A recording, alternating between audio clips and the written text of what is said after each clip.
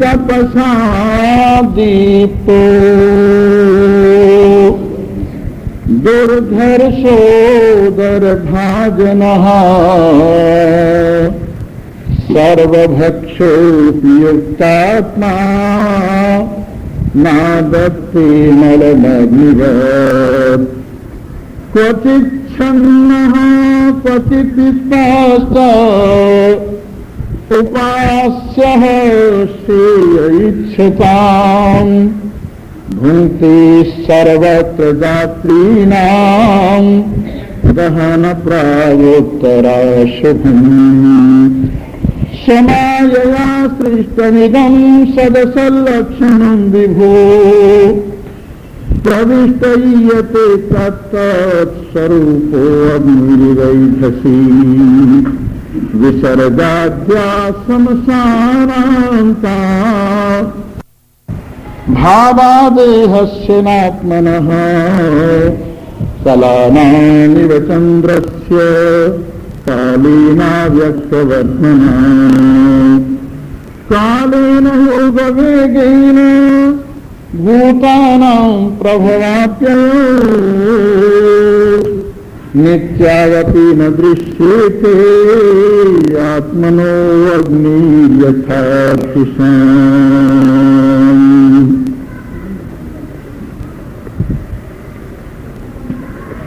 उपस्थित सत्संगी सज्जनों, कल अवधूत दत्तात्रेय जी महाराज यदु को अपने गुरुओं से ली हुई शिक्षा सुना रही थी और उन्होंने बताया था कि मेरे गुरुओं में जल भी एक है। स्वाभाविक ही जल सरस है, स्निग्ध है, मधुर है और पावन करता है। वैसे ही महान पुरुष भी स्वाभाविक शुद्ध होते हैं, स्निग्ध होते हैं, मधुर भाषी होते हैं और समस्त लोगों को पावन करने वाले होते हैं। संसार में कोई पावन करने वाली वस्तु यदि है तो वो जल है। जैसा कल बताया गया था, हम लोगों का शरीर जल में स्नान होकर ही पवित्र होता है। हम लोगों के वस्त्र जल में धुलकर ही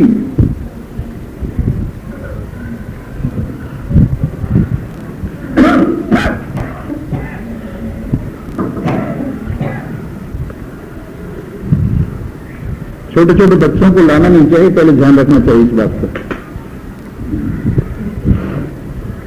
बोलो सच्चिदानंद भगवान।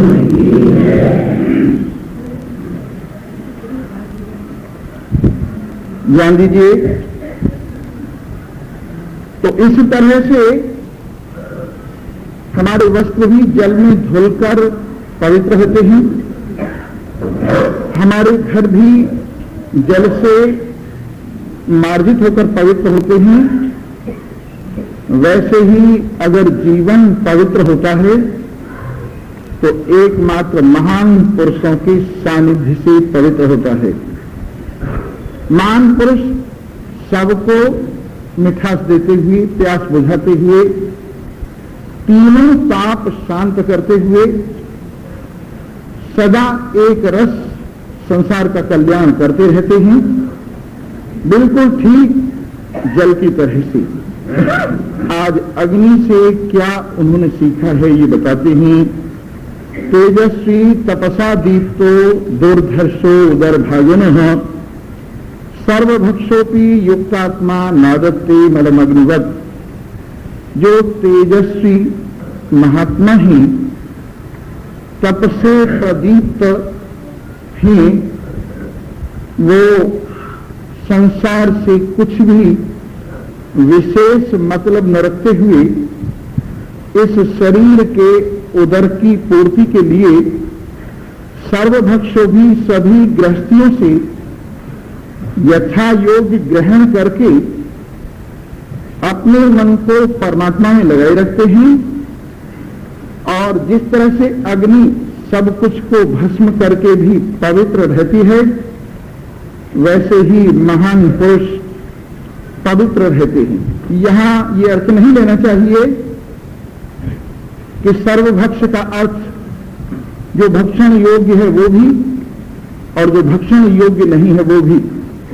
यहां केवल ये तात्पर्य है, भिक्षा में लोगों के द्वारा बिना किसी प्रयास के प्रारब्धवश जैसा मिल जाता है, बहुत अच्छा, रूखा, सूखा, सब तरह का अन्न स्वीकार करके वो उसको अपने जीवन में उपयोग कर लेते हैं, परंतु खाने के लालची होकर नहीं, वो सदा शुद्ध बने रहते हैं।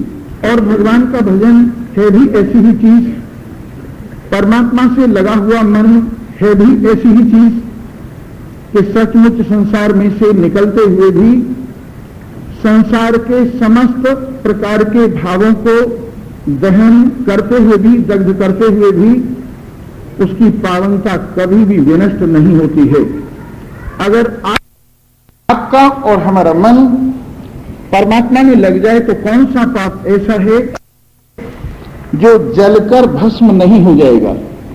यदि हमारे जीवन के अंदर परमात्मा देव की महिमा, उनकी ज्ञान स्वरूपता, अपने स्वरूप में विराजमानता उतर आए तो कौन सा ऐसा पाप है जो जलकर समाप्त हो नहीं जाएगा।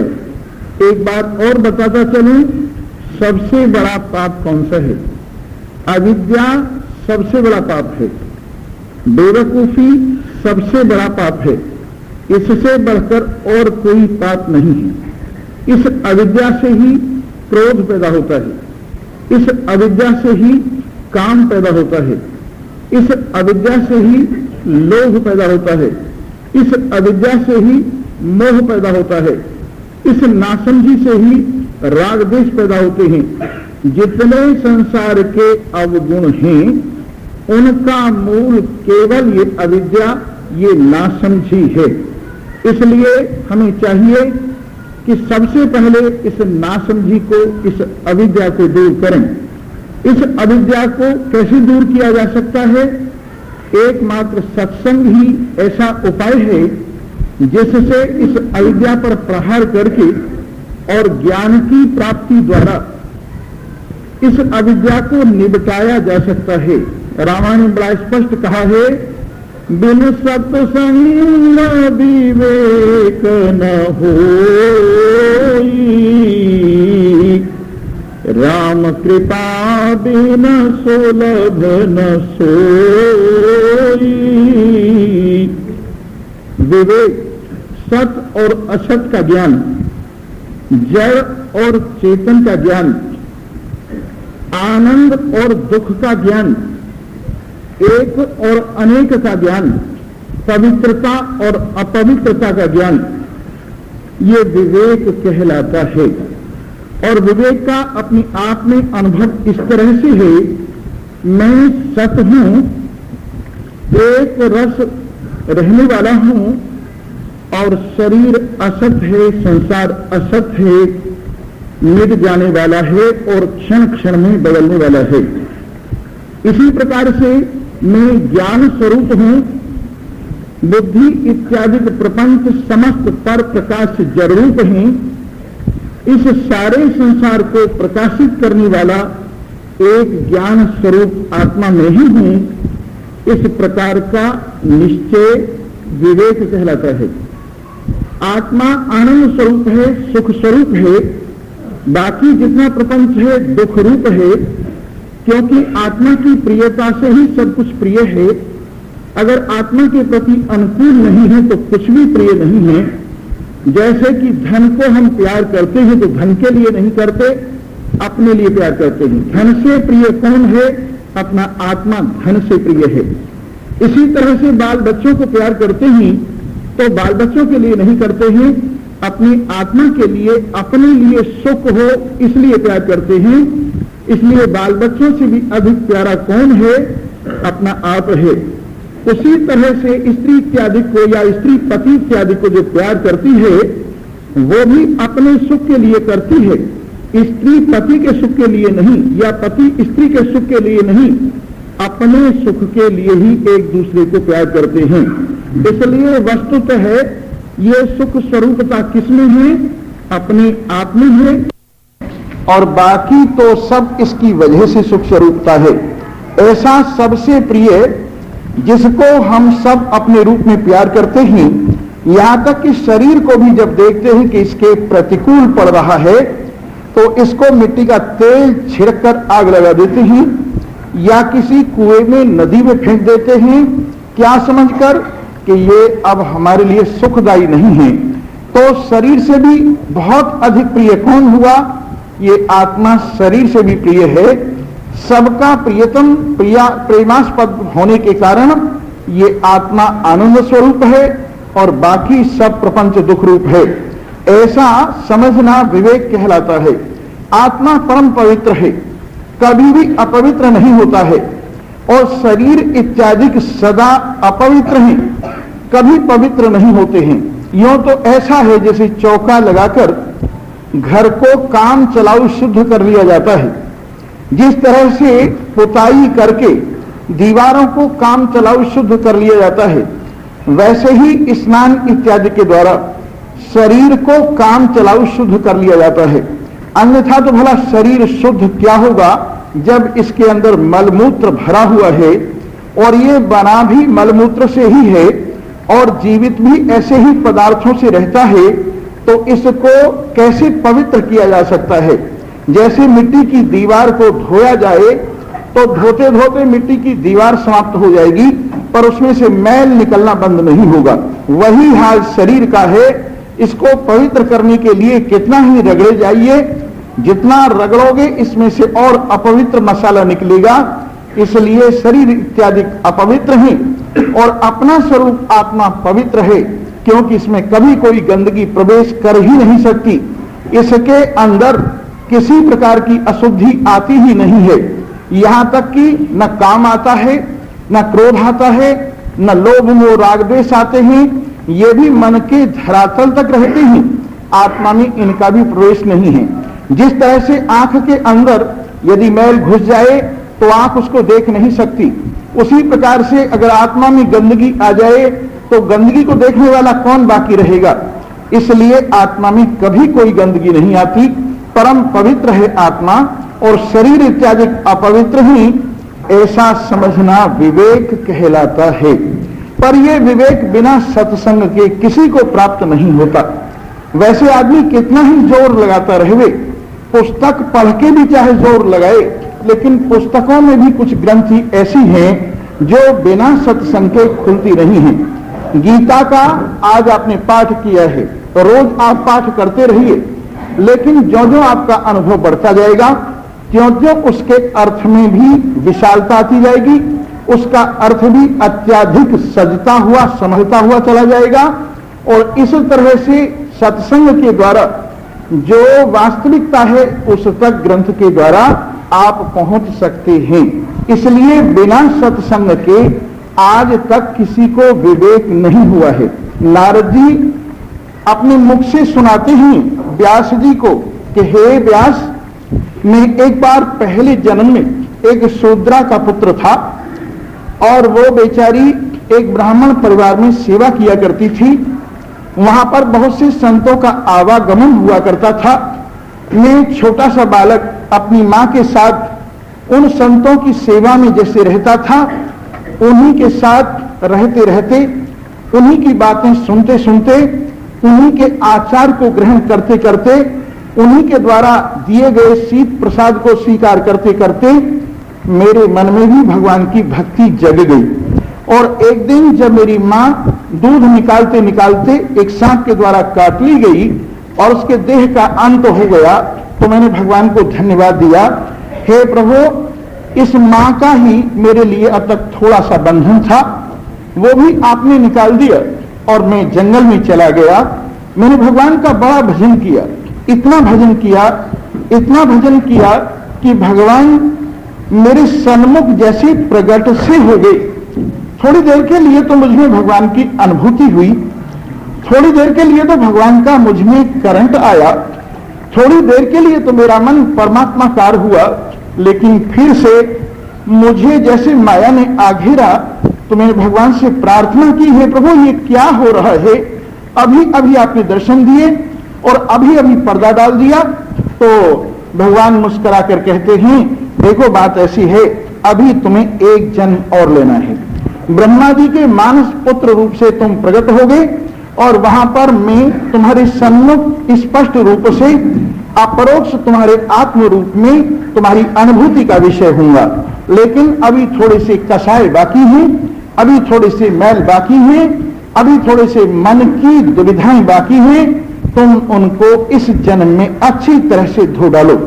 नारद जी कहते हैं कि मैंने खूब भगवान की तपस्या करके, भगवान का भजन करके उस शरीर का परित्याग कर दिया और आज मैं तुम्हारे सामने खड़ा हूं।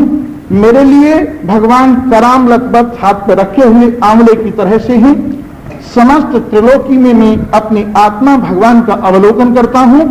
चराचर जगत में कोई भी प्राणी मुझे गैर दिखाई नहीं देता, किसी से न मेरा राग है न द्वेष है।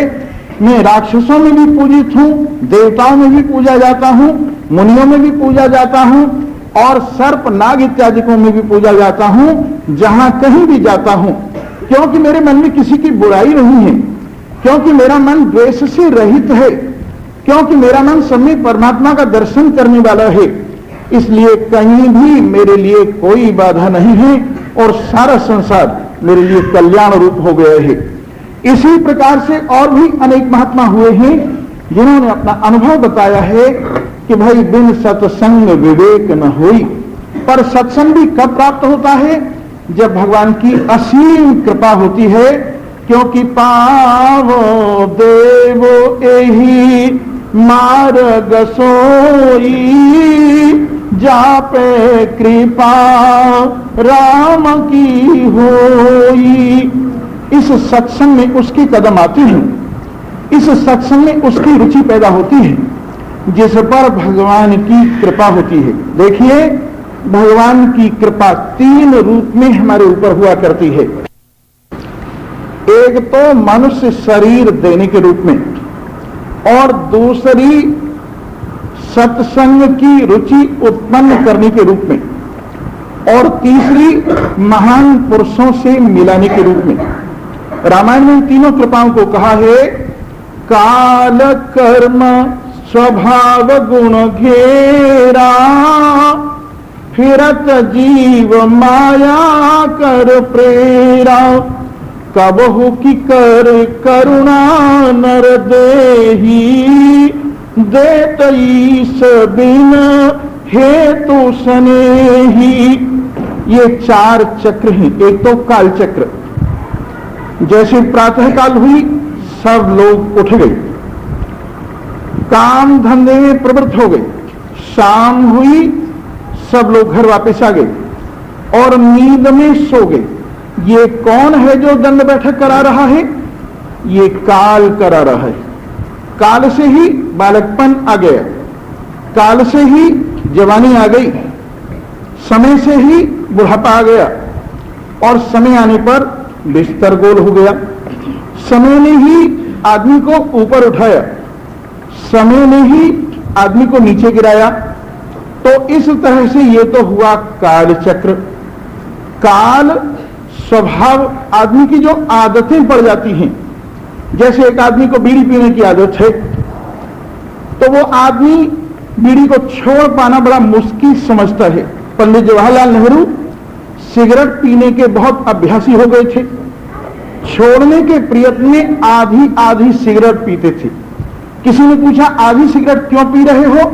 जितनी कम हो जाए उतनी ही अच्छी। तो ये जो आदत पड़ जाती है आदमी को, बीड़ी की है, सिगरेट की है, शराब की है, अफीम की है, मांस इत्यादि की है, ये सब स्वाभाविक जो आदतें हैं आदमी को बड़ा परेशान करती हैं।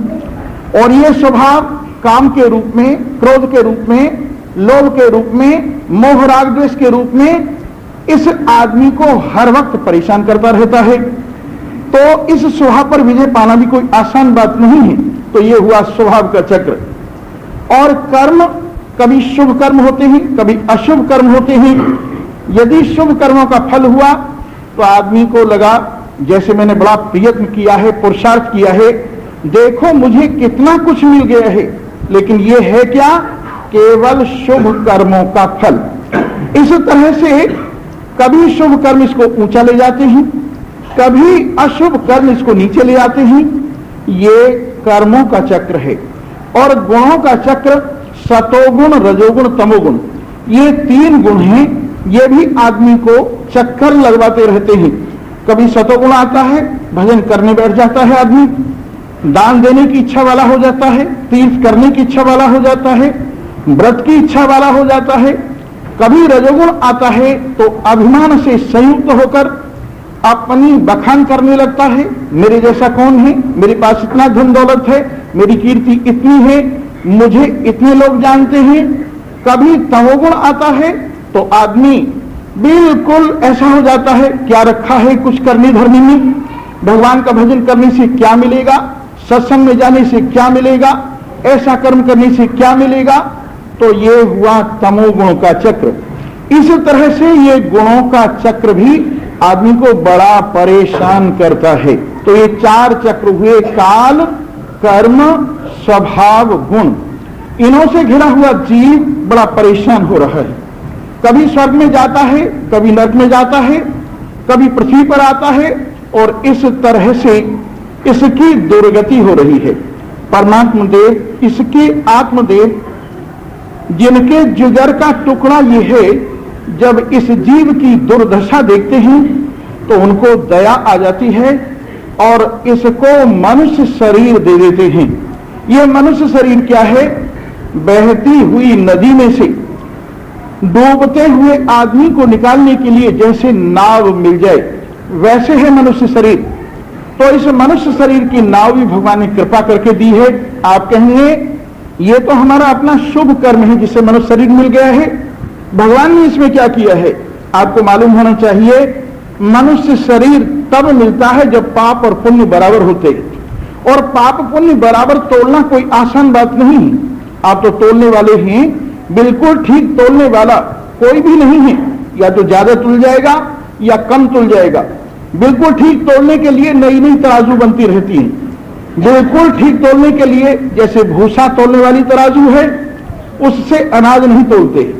जो अनाज तोलने वाली तराजू है उससे रंग नहीं तोलते। जो रंग तोलने वाली तराजू है उससे सोना चांदी नहीं तोलते हैं। जिससे सोना चांदी तोलते हैं उससे हीरा जवाहरात नहीं तोलते हैं। और साइंस के लेबोरेटरी में जो अत्यंत सूक्ष्म भौतिक तुला होती है वो भी बहुत निखरी हुई तुला होती है, लेकिन फिर भी कोई ये दावा नहीं कर सकता कि बिल्कुल ठीक तोला जा सकता है। वैसे ही पाप और पुण्य जब भगवान तोलने लगते हैं तो थोड़े बहुत इधर उधर हो जाते हैं, तो भी दया करके मनुष्य शरीर दे दिया करते हैं। यह भगवान की कृपा मनुष्य शरीर देने के रूप में है। इसके बाद पामदेव एहि मार्ग सोई, जापे कृपा राम की होई। मन के अंदर मुमुक्षुता, छूटने की इच्छा। कैसा विचित्र है ये मनुष्य। किसी पशु को बांध दिया जाए रस्से से तो वो खूंटे से खुलने का प्रयत्न करता है, रस्से को बार बार खींचता है, चारों ओर खूंटे के चक्कर लगाता है जिससे रस्सा टूट जाए। लेकिन ये रस्सों से बंधा हुआ, कौन से रस्से हैं? मोह के रस्से हैं। उनसे बंधा हुआ गृहस्थी के खूंटे से कहां कहां तक हो आता है और फिर वापस आकर कहता है चले जी, बस घर में जो सुख है वो कहीं नहीं है, चलो घर चलते हैं, चलो घर चलते हैं। ये क्या है? खूंटे से बंधा हुआ व्यक्ति मोह की रस्सियों से जरा सा भी प्रयत्न नहीं करता कि इस मोह की रस्सी से आज जैसे बंधा हुआ हूं कल को फिर यहां आना पड़ेगा और दुख पर दुख उठाना पड़ेगा। अरे आगे के लिए तो कम से कम कुछ इंतजाम कर लूं। अब तो गला पड़ा ढोल बजाना पड़ ही रहा है, पर आगे के लिए हेयम दुख मनागतम, जो दुख नहीं आया है कम से कम उसका इलाज तो कर लूं, पर उसका इलाज भी नहीं करता। किसी से पूछता नहीं मेरा कल्याण कैसे होगा, किसी से पूछता नहीं आगे के लिए दुख की जड़ कैसे निकलेगी, क्योंकि संसार में इसको अभी सार दृष्टिगोचर नहीं हुआ, अभी ये नहीं समझा कि संसार दुख रूप है, अभी ये नहीं समझा संसार मिथ्या है, अभी ये नहीं समझा कि संसार जेल खाना है, अभी ये नहीं समझा कि परिवार बहुत बड़ा बंधन है। हाथों में किसी के हथकड़ी पड़ी हो और वो उनको कड़े मानी, किसी के पैरों में बेड़ियां पड़ी हो और वो पैर का आभूषण मानी, किसी के गले में तोक पड़ा हो और वो उसको गले का हार मानी, तो उसको भला कौन जेल खाने से छुटा सकता है। जब हथकड़ियां हथकड़ियां नजर आती हैं, जब बेड़ियां बेड़ियां नजर आती हैं, जब गले का पड़ा तोक तोक नजर आता है, तभी आदमी छुटने का प्रयत्न करता है।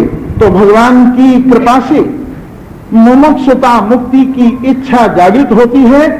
इस संसार में असारता देखकर, इन साथियों के द्वारा किए गए छल को देखकर, इन साथियों के द्वारा अपने प्रति किए गए व्यवहार को देखकर, इस शरीर के द्वारा, देखिए कितना शरीर को हम लोग मौज कराते हैं। हमने तो शरीर को बहुत मौज कराई, इतनी मौज कराई है पूछे मत, बहुत माल खिलाया है शरीर को। और इस शरीर ने हमको क्या दिया है? ढोने के लिए बोझ। इस शरीर ने हमको क्या दिया है? ढोने के लिए बोझ।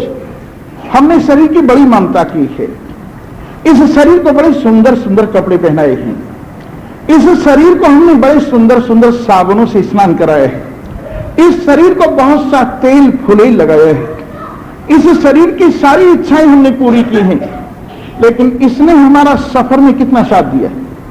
परमात्मा तक पहुंचने के लिए ये हमारे कितने काम में आया है, जरा इस बात को सोचो। इसने सदा रास्ता रोका है। कथा में आने के लिए जब तैयार हुए तो शरीर कहने लगा अभी तो घुटने में दर्द है, फिर देखा जाएगा। जब भी भजन करने को तैयार हुए, अभी तो आराम कर लो, फिर देखा जाएगा। और क्या होता है कि दिनमपि रजनी सायं प्रातः शिशिर बसंतौ पुनरायातः कालः क्रीडति गच्छत्यायुस् तदपि न मुञ्चन्त्याशा वायु भज गोविंदम गोविंदम भज मुहु भज गोविंदम गोविंदम। देख मनसा राम, तूने दिन खो दिया। सोचता था ना दिन में भजन करूंगा, ले दिन तो गया। अब रात आ गई, एकांत हो गया, थोड़ी ठंडक भी होगी, भजन कर ले। अब तो नींद आ रही है। प्रातः काल ब्रह्म मुहूर्त में उठूंगा, लेकिन ब्रह्म मुहूर्त हुआ, अच्छा अब भगवान का भजन कर। अभी तो मुश्किल से नींद आई, रात भर मच्छर काटती रही हैं। ऐसे दिन गया, रात गई, सुबह गई, शाम गई, गर्मी गई, बरसात गई, जाड़ा गया। काल की कबड्डी में शरीर की सारी आयु निकली जा रही है, लेकिन हमको जो काम करना चाहिए था वो काम हम नहीं कर रहे हैं। जो काम आपने किया है उसका लेखा जोखा सुन लो। तुमने बहुत काम किया है, तुमने बड़ी मेहनत की है, लेकिन हुआ क्या है? जितनी लड़कियां पढ़ाई लिखाई उन सबको लेके तो जमाई चले गए, और जितने लड़के पढ़ाई लिखाए उनको बहुएं लेके अलग बैठ गई। और तुम्हारी कमाई का क्या हुआ? धी जमाई ले गए, बहुओं ने ले लिए पूत, कहे मनोहर जंगली रहे ऊत के ऊत। समझे ना? ये तो रहा आपकी कमाई का ब्यौरा। अब अपने मकान के बारे में सुन लो। आपने बहुत बढ़िया मकान बनवाया, उसके अंदर बहुत सुंदर ड्राइंग रूम बनवाया, बड़े बढ़िया बढ़िया बेडरूम बनवाए, और बिल्कुल अटैच बाथरूम बनवाए, उद्घाटन कराया, और तो और कार रखने के लिए गैरेज भी बनवाई। लेकिन जैसे जैसे बच्चों की शादी होती गई, एक एक कमरा तुम्हारे हाथ से निकलता गया, और अंत में सारा मकान तुम्हारे हाथ से निकलकर गैरेज में पड़े पड़े बुढ़े और बुढ़िया अब हनीमून मना रहे हैं वहां। जैसे चले थे वैसे ही, दो के दो पार्टनरशिप जब हुई थी, दो की बड़ा फायदा होने की गर्ज से हुई थी, लेकिन वो फायदा सारे का सारा निकल गया और अब बुढ़ापा, असमर्थता, दीनता ये पल्ले में पड़ी और बिल्कुल दुनिया के द्वारा एक तरह से उपेक्षा का भाव प्राप्त हुआ। ये संसार का हाल है। मैं ये नहीं कहता तुम बाल बच्चों का ध्यान न करो, लेकिन अपना भी तो ध्यान करो ना। मैं ये नहीं कहता तुम अपनी घरवाली का ध्यान न करो, लेकिन अपना भी तो ध्यान करो ना। तुम अपने समाज का ध्यान करते हो, बहुत अच्छी चीज है, कुछ अपने लिए भी करो। अरे इस लोक में तुमने सारे साधन कर लिए हैं, पर कुछ परलोक के लिए भी किया है क्या? क्योंकि जाना तो परलोक में ही है, जाना तो परलोक में ही है। उस लोक के लिए तुमने क्या किया है? उस लोक के लिए परमात्मा विश्वास कितना इकट्ठा किया है? उस लोक के लिए भगवान का भजन तुमने कितना इकट्ठा किया है? उस लोक के लिए कितना प्रेम तुमने इकट्ठा किया है? मान लीजिए आज यहां से यमराज के दूत आने के लिए, ले जाने के लिए आ जाएं, तो क्या क्या सामान तुम यहां से ले जाओगे? जो सामान तुमने इकट्ठा किया उसमें से तो कुछ जाने वाला है नहीं। जो ले जाना चाहिए था वो तुमने इकट्ठा नहीं किया। तो बोलिए अपने लिए क्या किया है? साहब मैंने तो घरवाली के नाम से जीवन बीमा में अपना जमा करना शुरू कर दिया है और एक दीपक जलाकर, दो हाथ लगाकर नीचे ये लिख दिया गया है एडवर्टाइजमेंट में, योगक्षेमम वहाम्यहम्, मैं तुम्हारे योगक्षेम का ख्याल करता हूं। कौन कहता है? बीमा कंपनी वाले ये कहते हैं कि हम तुम्हारे योगक्षेम का ख्याल करते हैं। लेकिन जो बेचारा चला गया उसका क्या योग और क्या क्षेम? जो चला गया सारे का सारा पैसा LIC में छोड़ गया और यहां से चला गया, तो जो पीछे खाते रहेंगे वो कौन सा देखने के लिए आएगा? दुनिया भर के लिए सब कुछ कर रहा है, लेकिन अपने से पता नहीं क्या बैर है इसको। अपने लिए कुछ भी नहीं कर रहा, अपने लिए घंटा आध घंटा अपने साथ बैठ के बात भी नहीं करने की फुर्सत इसको। अकेले में बैठकर अपने जीवन का बही खाता देखे कि मैंने इस जीवन में क्या प्राप्त किया है, मैंने इस जीवन में क्या पाया है, सब कुछ खोकर मेरे हाथ क्या लगा है, जरा सा भी ध्यान नहीं देता। इसलिए ये आलस्य, ये प्रमाद सचमुच इस मनुष्य शरीर की उपयोगिता को समाप्त कर रहा है। इसलिए भगवान ने कृपा करके जो मनुष्य शरीर दिया है और भगवान ने कृपा करके जो इस मनुष्य शरीर में जागने के लिए जिज्ञासा दी है।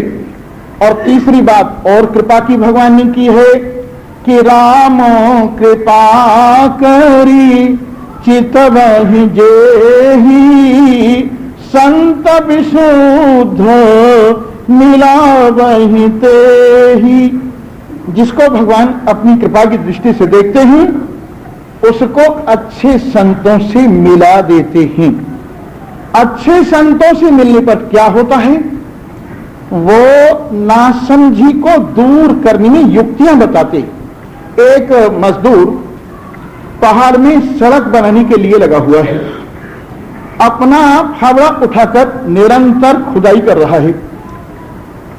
कितनी सड़क खोद लेगा सुबह से शाम तक, कितना रास्ता बना लेगा सुबह से शाम तक। इतने में कोई इंजीनियर आ जाता है और वो कहता है कि देख भाई, जिस तरह से तू रास्ता बना रहा है इस तरह से तो बड़ी मुश्किल पड़ेगी। एक काम कर, तू इसमें छेद कर पहाड़ में, और छेद करके इसमें बारूद भर दे और इसके बाद बारूद में आग लगा। लेकिन एक विधि है आग लगाने की, एक लंबा धागा दूर तक ले जा जिसके ऊपर मोम लगा हुआ है और दूर ले जाकर धागे को वहां माचिस दिखा, तो धीरे धीरे धीरे धीरे धीरे ये धागा जलता जलता बारूद में पहुंचेगा और उससे एकदम विस्फोट होगा और काफी लंबा पहाड़ 1 सेकंड में टूट जाएगा।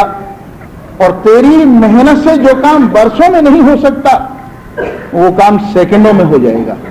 उसी प्रकार से जब व्यक्ति लगता है, लगना चाहिए, तो अपने लगने मात्र से उतना काम नहीं हो पाता।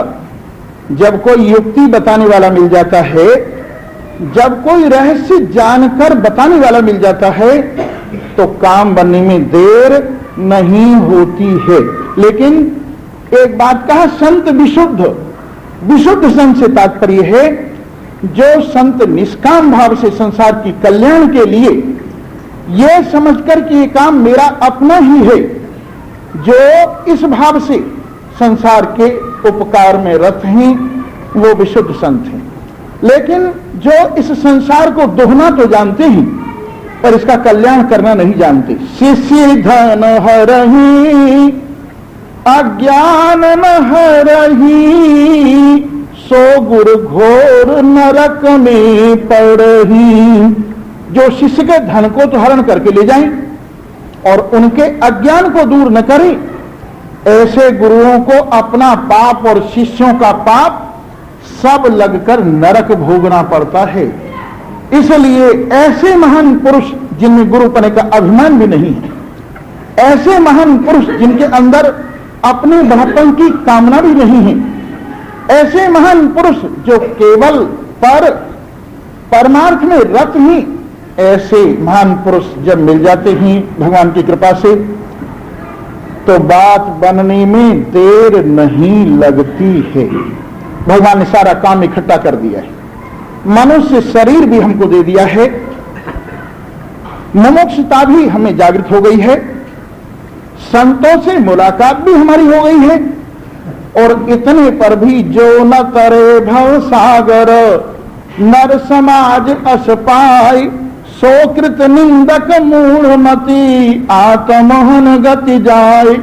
जो इतना सामान पाके भी इस भवसागर को पार नहीं होता है, मनुष्य शरीर की नाव, संतों की मल्लाह स्थिति और भगवान की अनुकूल हवा, भगवान की कृपा, इन सब चीजों को पाकर फिर भी आदमी पार नहीं होता।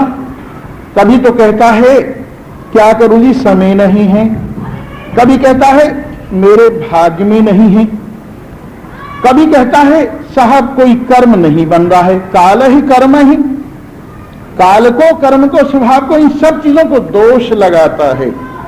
ऐसा कृतनिंदक, भगवान के किए हुए की निंदा करने वाला, उनकी देन को उपयोग न करने वाला, उनके दिए गए सामान से अपना काम न बनाने वाला मूढ़मति आत्महंता लोगों की गति को प्राप्त होता है।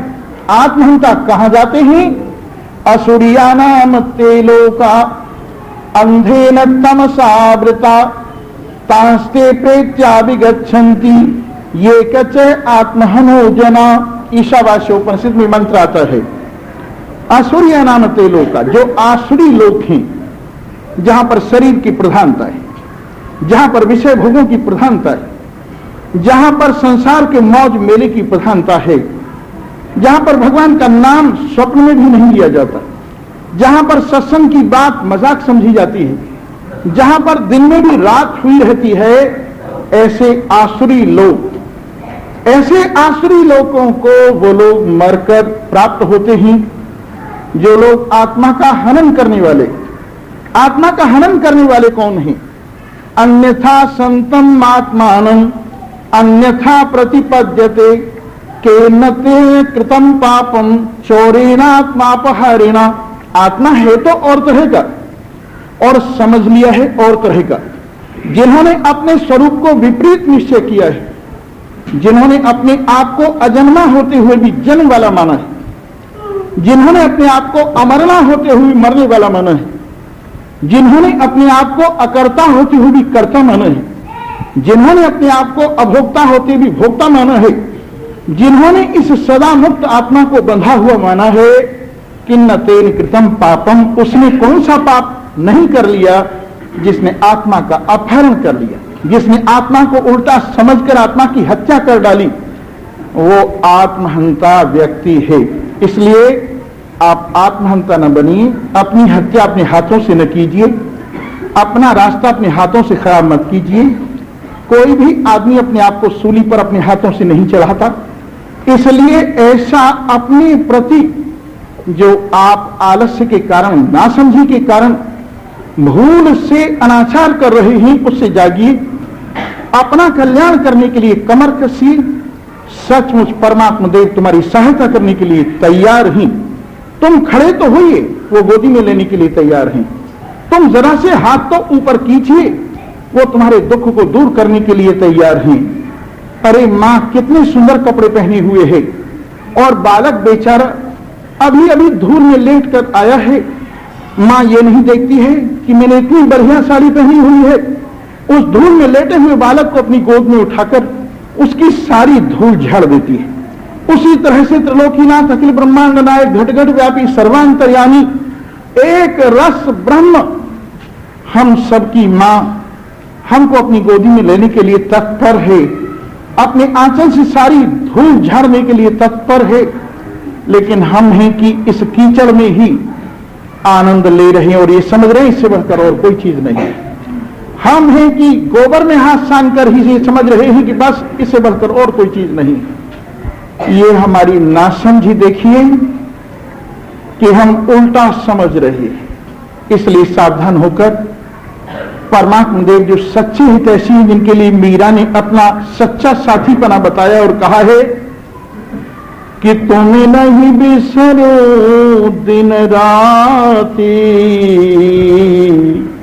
मेरे जन्म जन्म के साथी। तुम्हें नहीं बिसरो दिन राती मेरे जन्म जन्म के साथी। तुम देखे बिन कल न परत है रोई रोई अखियां राती। सोनी रेन जिया घबराए फाटत मोरी छाती। मेरे जन्म जन्म के साथी तुम्हें नहीं बिसरूं दिन राती मेरे जन्म जन्म के साथी। पच रंग चोला पहन सकीरी